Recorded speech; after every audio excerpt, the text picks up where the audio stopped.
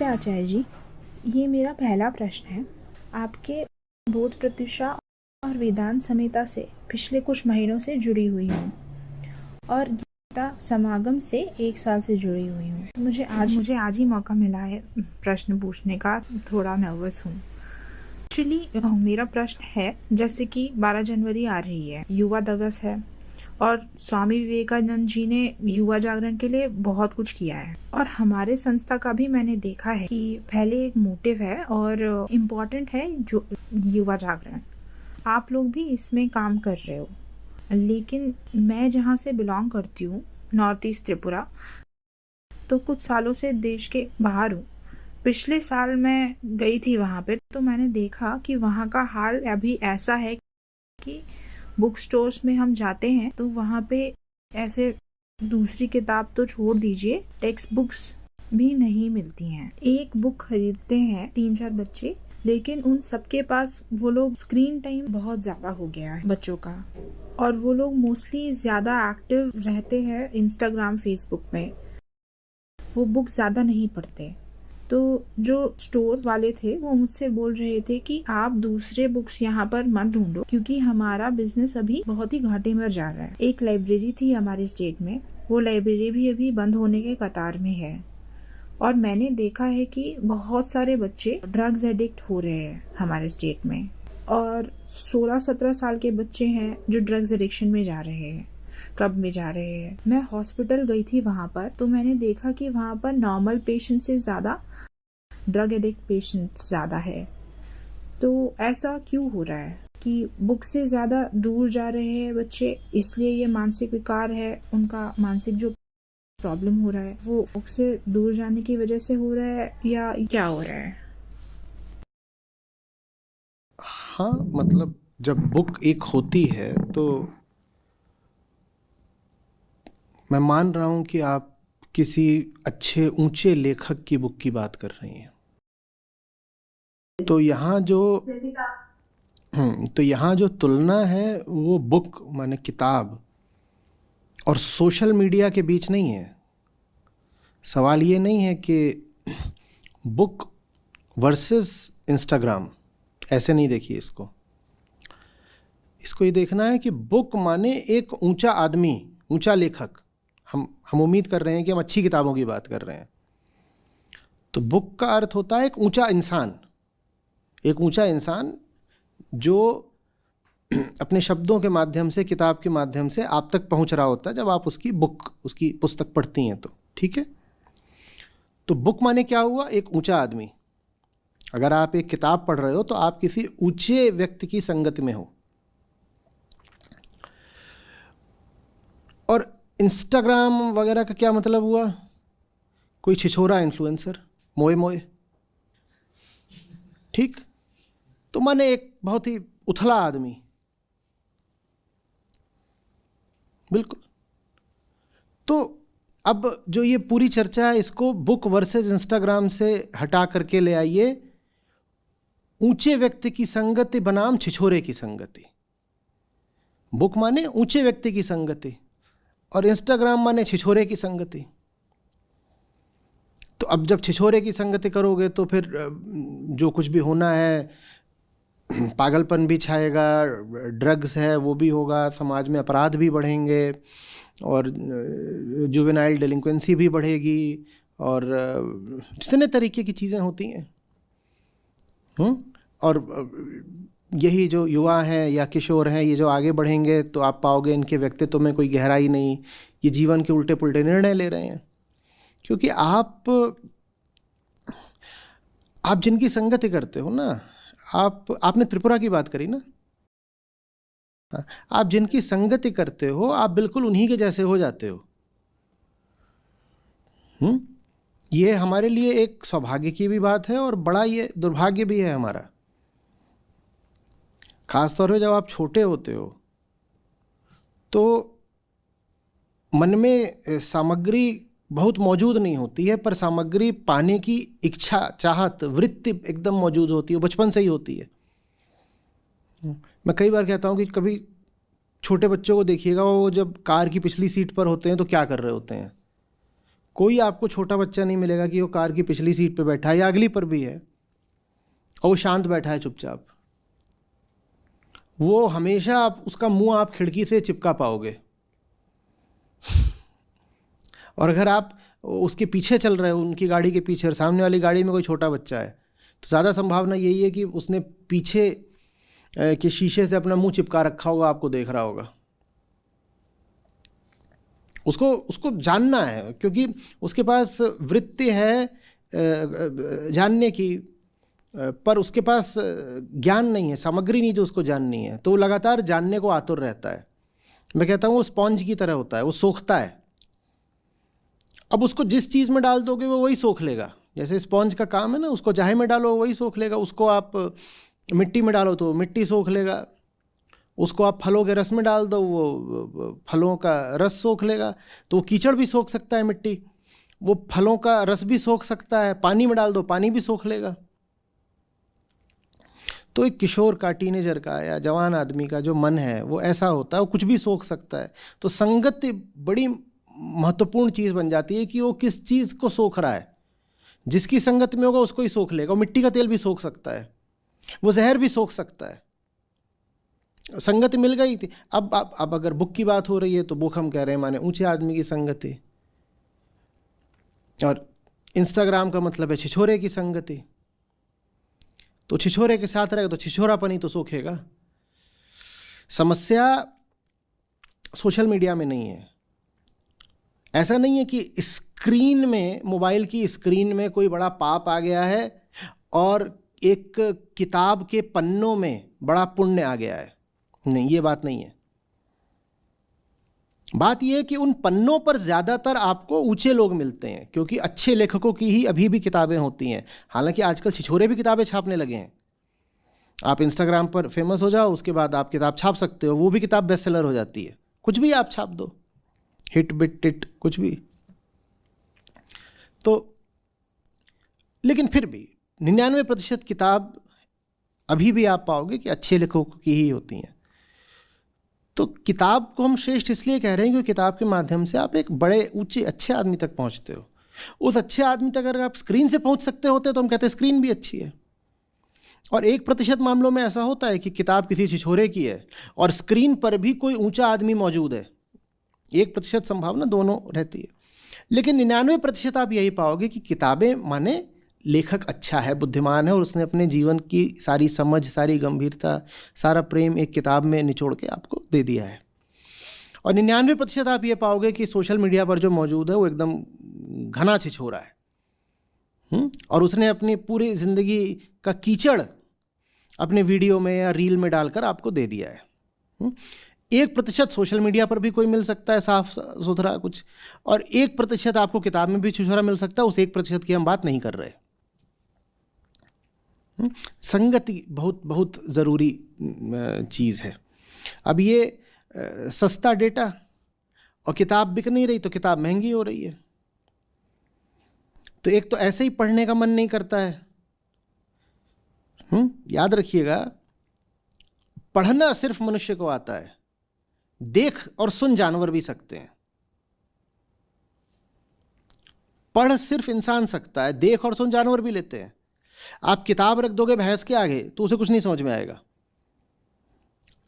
पर भैंस को आप मोए मोए दिखा के नचा सकते हो। मतलब आप नाचोगे, भैंस भी पूंछ तो नचाई देगी अपनी, इतना वो भी समझ जाएगी, क्योंकि देख वो भी सकती है, सुन वो भी सकती है, पर पढ़ नहीं सकती। तो ऐसा इंसान जो सिर्फ देखता हो, सुनता हो, पर पढ़ता ना हो, वो भैंस ही है। भैंस ही जानवर है। वो देख रहा है, सुन रहा है, क्या कर रहा है, वीडियो देखता है, ऑडियो सुनता है, पढ़ता नहीं है। मनुष्य की विशेषता यही है ना कि वो पढ़ सकता है।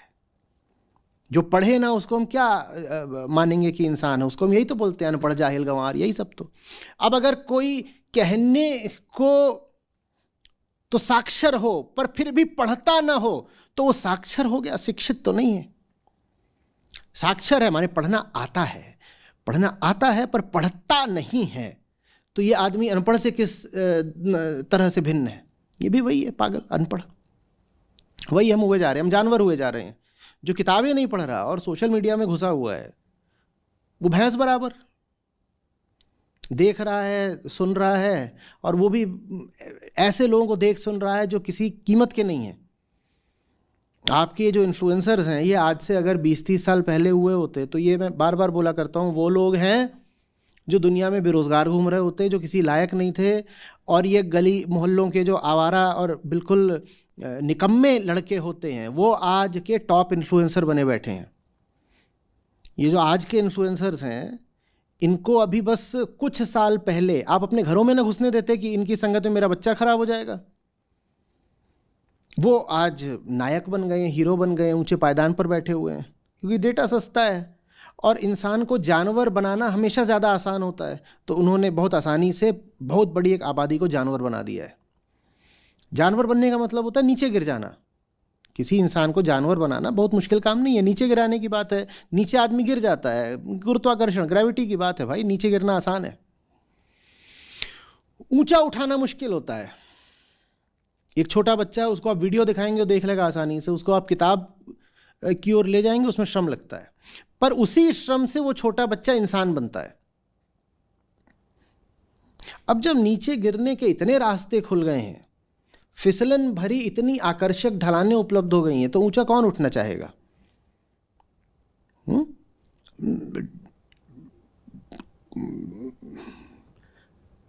हींग लगे ना फिटकरी, रंग भी चोखा। अपना क्या करना है, 2, 4, 5, 10, 50 रुपए का डेटा लगा अपना, वो रात में बैठ करके 2 घंटा 5 घंटा देख रहा है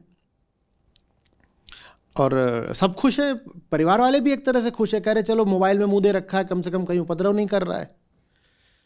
सरकार भी बहुत खुश है, क्योंकि अगर ये मोबाइल में और इन्फ्लुएंसर्स के चरणों में नहीं बैठे होते तो ये सरकार से मांग कर रहे होते कि हमें शिक्षा दो, हमें रोजगार दो। तो भारत का सबसे बड़ा रोजगार तो यही है, रील्स देखना, शॉर्ट्स देखना। हमारे बेचारे जितने बेरोजगार हैं और दिन भर क्या करते हैं, या तो शॉर्ट्स बनाते हैं या वो शॉर्ट्स देखते हैं। हमारे बड़े बड़े नेतागण हैं, वो हमारे युवाओं को प्रेरित कर रहे हैं कि बेटा जाओ तुम भी शॉर्ट्स बनाओ, इसी से आमदनी हो जाएगी।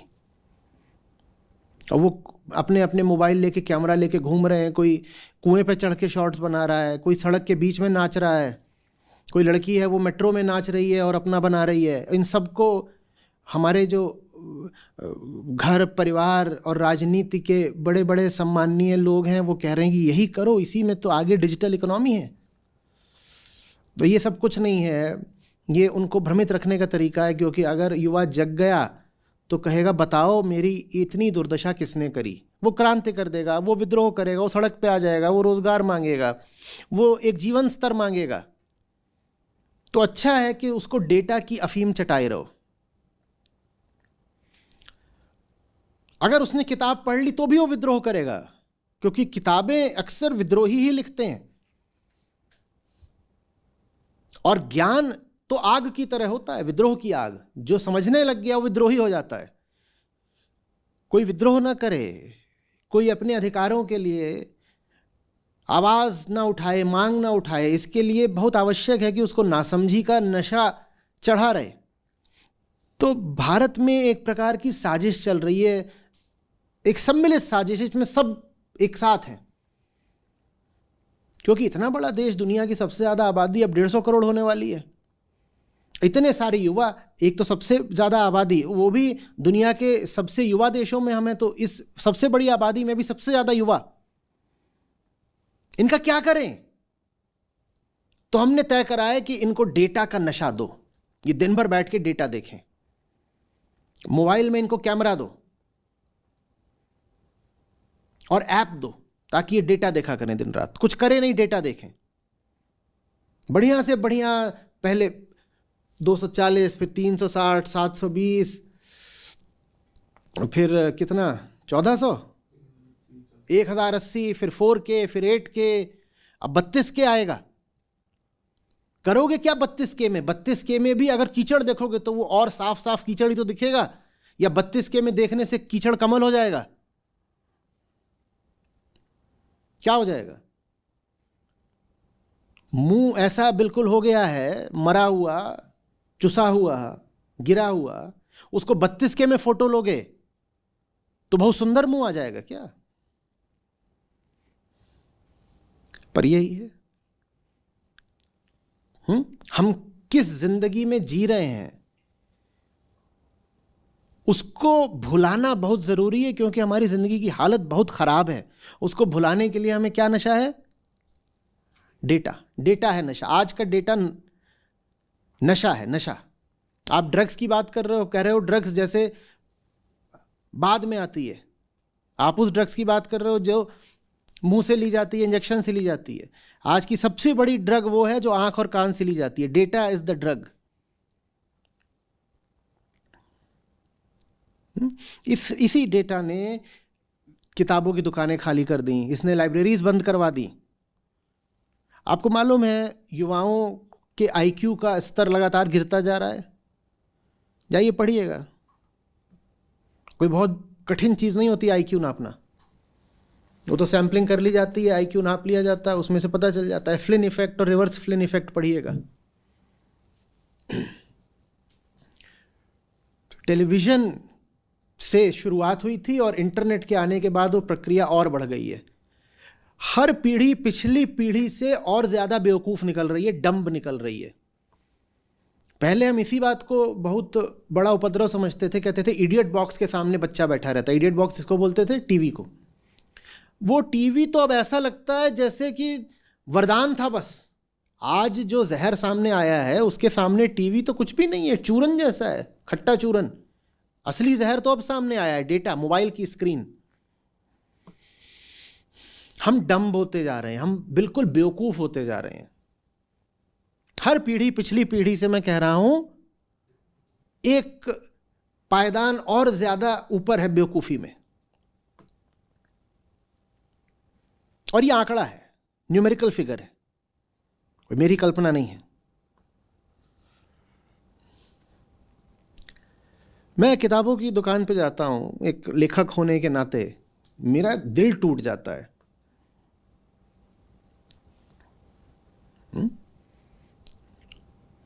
वहां फिलॉसफी सेक्शन ही हट गया है। हमारे लिए एक बड़ी समस्या है कि हमारी किताबें अगर रखी जाएं तो किस सेक्शन में रखी जाएं। फिलॉसफी सेक्शन नहीं है, है ही नहीं। वहां कलिनरी सेक्शन आ गया है। इन्फ्लुएंसर्स में वही थोड़ी हैं जो आपको नाचना और मोए मोए करा रहे हैं। अभी तो इन्फ्लुएंसर में वो भी बहुत है ना, ऐसा खाना बनाओ, ये खाओ, ये भी तो नशा ही है। अब ये बनाओ, अब ये बनाओ। बोले इतना बड़ा हो गया है कलिनरी और रेसिपी सेक्शन बुक स्टोर्स में। हर आदमी को फूड पॉर्न बोलते हैं उसको, हर आदमी को चाहिए फिक्शन। फिक्शन। और एक और चीज हुई, आप इस पे जाके देखिएगा, किताबों में फॉन्ट साइज बहुत बड़ा हो गया है, लाइन स्पेसिंग बढ़ गई है। मतलब समझ रहे हैं, बड़े फॉन्ट में किनको किताबें दी जाती हैं? बड़े बड़े फॉन्ट्स में बच्चों को, छोटे बच्चे। आज का जो आम पाठक है उसका बौद्धिक स्तर धीरे धीरे और छोटे बच्चे ऐसा होता जा रहा है, उसको बड़े बड़े फॉन्ट की किताब चाहिए और उसको बड़ी लाइन स्पेसिंग चाहिए जैसे बच्चों को दी जाती है। उसको पढ़ने में नहीं आती। आंख नहीं कमजोर है, जब युवा पाठक है तो आंख तो नहीं कमजोर होगी, पर वो बच्चे जैसा होता जा रहा है। उसको कोई गहरी बात बोल दो उसके पल्ले नहीं पड़ती। आपको अगर उसको कुछ लिख करके देना है तो लिखिए और फिर उसके पीछे उसकी समरी लिख के दीजिए। बोलिए ये तो हमारा एक अध्याय था, और उसके बाद लिखिए सार संक्षेप, समरी। अब बताइए ये कौन सा जमाना आ गया है जहां किताब के अंदर एक और किताब लगानी पड़ती है किताब को समझाने के लिए, कि किताब के साथ किताब की कुंजी भी देनी पड़ती है कि इस किताब को ऐसे समझो, क्योंकि नहीं समझ में आता, पल्ले ही नहीं पड़ता। कोई भी गंभीर बात, गहरी बात या सटल सूक्ष्म बात इस पीढ़ी को समझ में ही आनी बंद हो गई है। इनकी संवेदना के कोमल तंतु, जो सॉफ्ट टिश्यूज होते हैं इंटरनल सेंसिटिव, हमने उनको नष्ट कर दिया इनको ड्रग्स दे दे के, डेटा की ड्रग। अब जो चीज जितनी भोथरी है, ग्रॉस है, उतनी इनको ज्यादा प्रिय लगती है।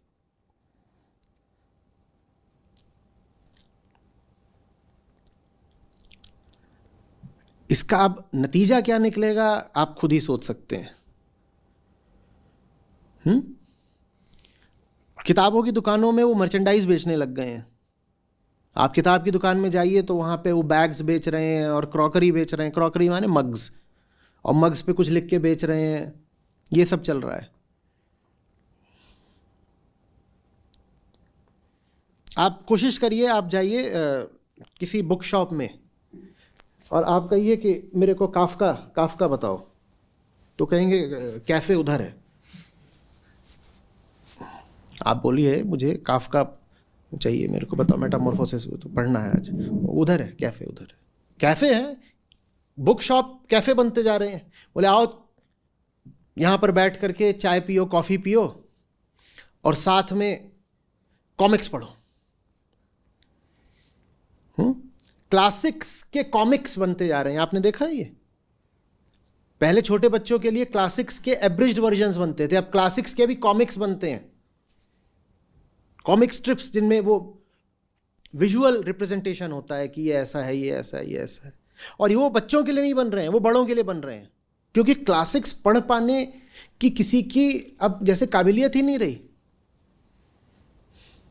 आप प्रयोग कर लीजिएगा, आप चले जाइएगा और आप कहिएगा सार्त्र दिखा दो मुझे, आप कहिएगा बीइंग एंड नथिंगनेस पढ़नी है, आप टॉल्स्टॉय बोल दीजिएगा, आपको कुछ मिल जाए तो बात करिए। और मैंने इन सब को बुक स्टोर्स में देखा है, अभी 8-10 साल पहले तक देखा, अब मुश्किल हो गया है। आप कृष्णमूर्ति आपको ओशो मिलने मुश्किल हो जाएंगे। पहले अध्यात्म में इतना तो होता था कि ओशो की कुछ किताबें तो होती ही थी, अब वो भी नहीं होती। कृष्णमूर्ति तो पहले भी मुश्किल से मिलते थे और अब एकदम ही नहीं है। आप रमण महर्षि पूछ के देखिएगा, आप कहिएगा आई एम दैट दिखाना, निसर्गदत्त महाराज, मुश्किल है। हाँ, मैं वही बुक्स खरीदने गई थी, तब मुझे सारे बुक्स नहीं मिले वहाँ। अमेजन पर ले लीजिए, इससे पहले कि आउट ऑफ प्रिंट चली जाए हमेशा के लिए। हाँ, ये अब सिर्फ ऐसा नहीं होगा आउट ऑफ स्टॉक है, ये आउट ऑफ प्रिंट जाएंगी और हमेशा के लिए जाएंगी। तो या तो इनकी ई बुक कहीं से मिलती हो तो लेके सेव कर लीजिए, या खुद प्रिंट निकाल के अपनी व्यक्तिगत कॉपी बना लीजिए। नहीं तो अब वो समय आने वाला है कि ये तो यूनिवर्सिटीज़ के सिलेबस से भी निकाली जा रही हैं बाहर, ये बोल के कि बच्चों के लिए बहुत हैवी हो जाती हैं।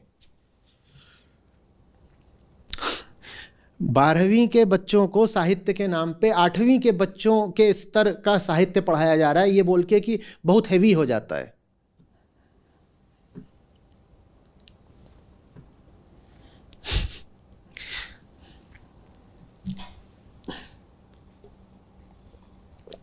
जो ऐसे ऑथर्स थे कि आमतौर पे मिल ही जाया करते थे, क्योंकि वो एक तरह से पॉप कल्चर में भी कुछ अपनी पहुंच रखते थे। उदाहरण के लिए ऑरवेल, आप जाएं, आपको एयरपोर्ट पे ऑरवेल मिल जाए ज़रूरी नहीं है, एयरपोर्ट की बुक शॉप पे ऑरवेल ज़रूरी नहीं मिल जाए।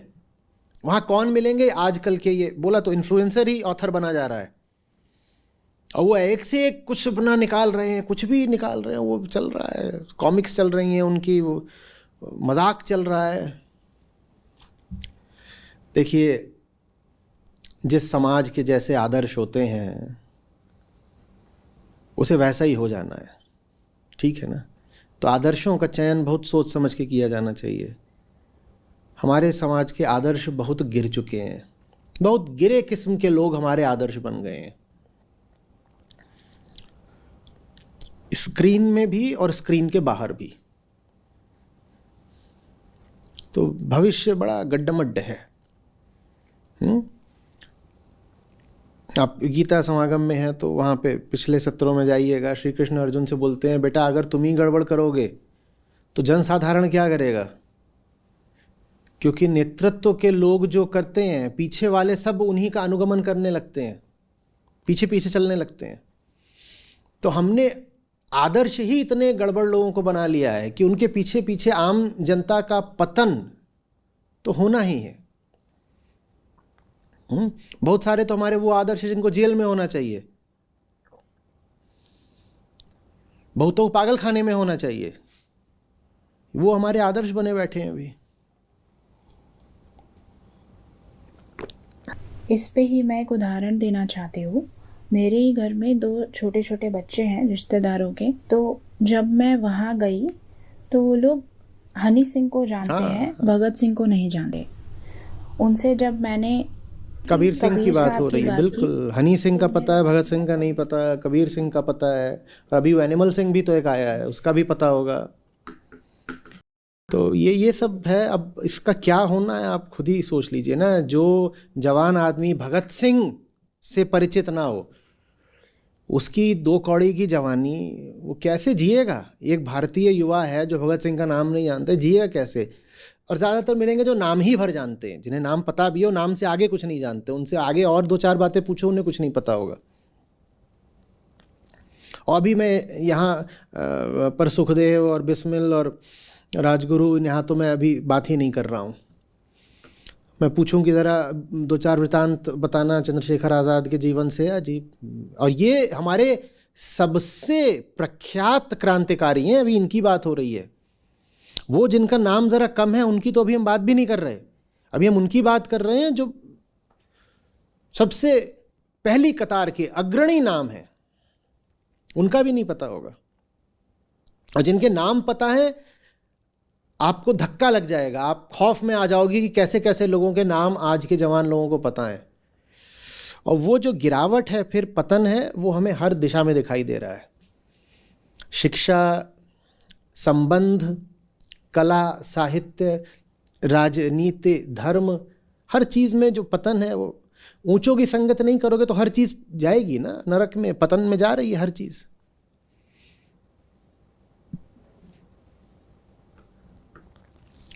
एक वीडियो है, 2-3 साल पुराना है, उसको देखिएगा, इसी से संबंधित है।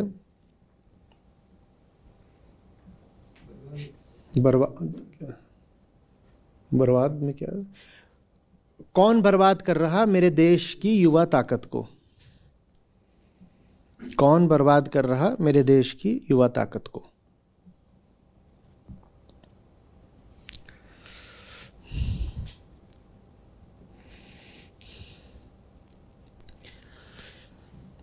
ये सोशल मीडिया वाले इन्फ्लुएंसर्स, इनसे तो मेरा व्यक्तिगत दर्द जुड़ा हुआ है, क्योंकि लोगों तक पहुंचने का आज के युग में साधन ही बस अब यही बचा हुआ है, डिजिटल। किताबें तो सब बंद करा दी, यही डिजिटल साधन है। और डिजिटल साधन पर ये छिछोरे छाए हुए हैं। हम वेदांत को लोगों तक ले जाना चाहते हैं, सच्चाई को ले जाना चाहते हैं, ऊंची बात को ले जाना चाहते हैं। कितनी मेहनत करनी पड़ती है, कितनी ज़्यादा मेहनत करनी पड़ती है। और यहीं कोई छिछोरा आकर के कुछ अपना एक भद्दा सा वीडियो डाल देता है और मिलियन, 5 मिलियन, 50 मिलियन वो अपना लेकर के आराम से बैठ जाता है। जितनी गंदगी, जितना भद्दापन, उतनी लोकप्रियता। और वो भद्दापन यही नहीं कि उसमें बस कुछ अंट शंट नाच रहा है कि वो मोए मोए और ये सब, वो कुछ भी हो सकता है। भद्दापन धर्म के नाम पर हो सकता है, भद्दापन राजनीति का हो सकता है, भद्दापन दृष्टिकोण का हो सकता है। भद्दापन ये भी हो सकता है कि आओ मैं तुम्हें पैसा बनाना सिखाऊंगा, आओ मेरे पास आओ, मैं तुम्हें बताऊंगा शेयर मार्केट से या इस जगह से पैसा जल्दी से कैसे बनाना है। भद्दापन हर तरीके का होता है ना। भद्दापन ये भी हो सकता है, आओ मैं तुम्हें बताऊंगा कि नफरत कैसे करनी है पूरी दुनिया से, या दूसरे धर्म के लोगों से कैसे नफरत करनी है। भद्दापन वो भी हो सकता है। इस जिस भी तरह का भद्दापन हो, भद्दापन ये भी हो सकता है, आओ मैं बताऊंगा लड़कियां कैसे पटानी है, और उसके मैं तुमको बिल्कुल एक घटिया तरीके समझाऊंगा। लेकिन जिस भी तरीके का भद्दापन होगा वो बिकेगा, क्योंकि डेटा इज द ड्रग। भद्दापन बिकेगा। हम जो काम कर रहे हैं बहुत तकलीफ आती है उसमें, पूरे दिन संघर्ष रहता है इसी बात का कि कैसे किस विधि लोगों तक पहुंच पाएं। किताबों की आप पूछ रही हैं, किताबें हमारी लोग पढ़ पाएं, इसके लिए किताबें कर दी हैं कि लो बेटा 100 रुपये भी नहीं खर्च करने पड़ेंगे। तुम 100 का पत्ता दोगे तो 1 रुपया वापस, 99 में किताब आपके घर में पहुंचा देंगे। तो भी किताबें आप पढ़ें, इसके लिए बड़ी हमें मशक्कत करनी पड़ती है।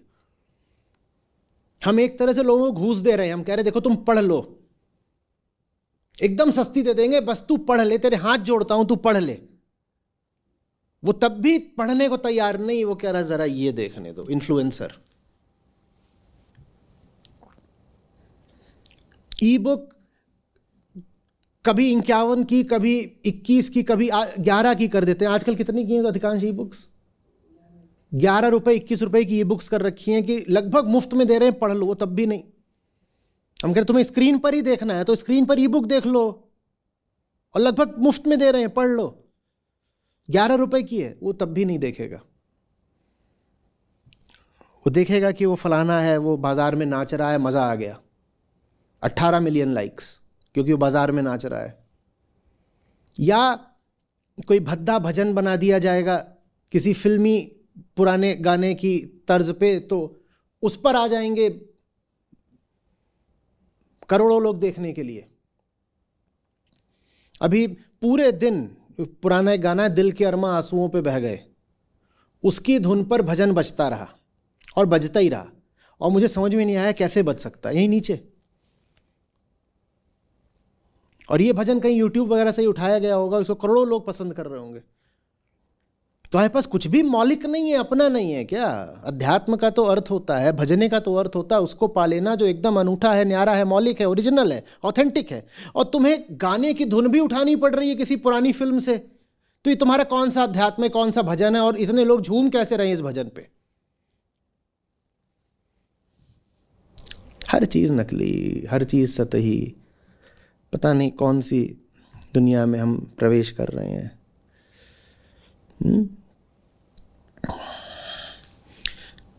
ब्रेव न्यू वर्ल्ड तो नहीं है ये हक्सले का।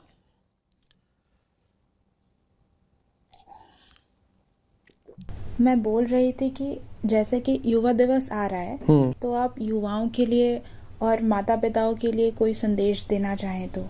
बहुत बड़ी जिंदगी है, मर नहीं पाओगे आसानी से, जियोगे। हाँ, और तुम्हारी समस्या ये रहेगी कि बहुत बड़ी जिंदगी है और जीनी है। कोई बूढ़ा हो गया हो, 80 साल का हो, उसको तो फिर भी राहत है कि एक आध साल में टपक जाना है। तुमको तो बेटा जीना है। तुम अभी 15 के हो, 20 के हो, 25 के हो, 30 के हो, तुम्हें भी बहुत जीना है। कैसे जियोगे? ये जो तुमने अपनी हालत कर ली है अंदरूनी, तुम जियोगे कैसे? तुम्हारी हालत देख के मुझे खौफ हो जाता है। और तुम कितने नशे में हो कि तुम्हें कोई फर्क नहीं पड़ रहा।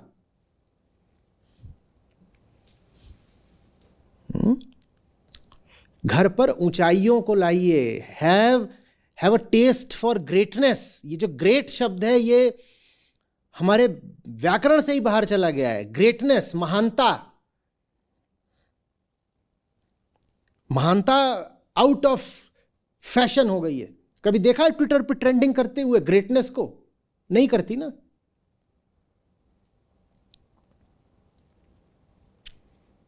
और जहां ग्रेटनेस नहीं है वहां संकीर्णता है, लघुता, क्षुद्रता है, पेटीनेस, बाउंड्रीज, कन्फाइनमेंट्स। आपका दम घुट जाएगा। You will die of suffocation. जैसे छोटा छोटा छोटा किसी छोटी चीज ने आपको पकड़ लिया है, मर जाओगे। Go for greatness. और उसका तरीका यही है, approach the greats, bag for their company.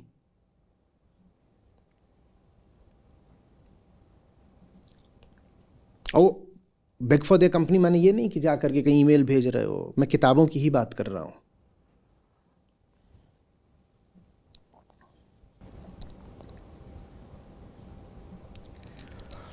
बस यही है।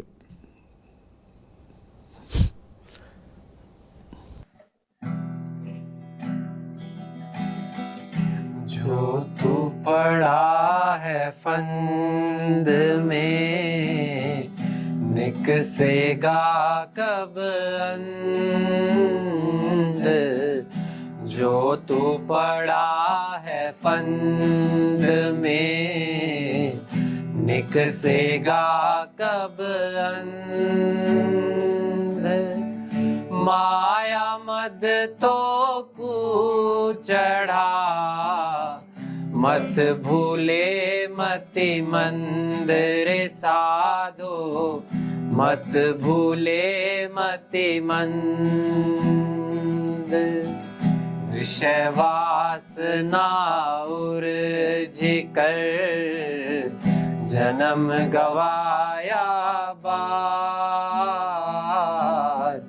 विषय वासना उर्झी कर जन्म गवाया बार। अब पछतावा क्या करे, निज करनी कर याद रे साधो, निज करनी कर याद। माया माया सब कहे, माया लखे ना कोई। माया माया सब कहे, माया लखे ना कोई। जो मन से ना उतरे, माया कहिए सोए रे साधो, माया कहिए सो।